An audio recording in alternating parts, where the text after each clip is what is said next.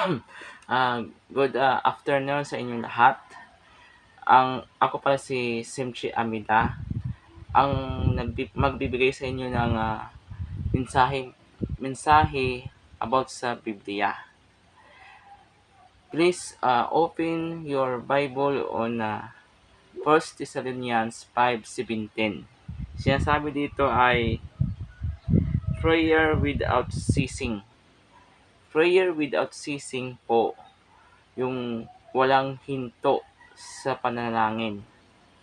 Kahit hindi pa dumadating ang iyong prayer request, hindi ka pwede, huwag ka maghinto sa iyong panalangin. God answer your prayer on the right time and on the right place. Yun po ang mensahe natin sa araw po ngayon. 1 Thessalonians 5:17. Prayer without ceasing. Na po. Bye-bye.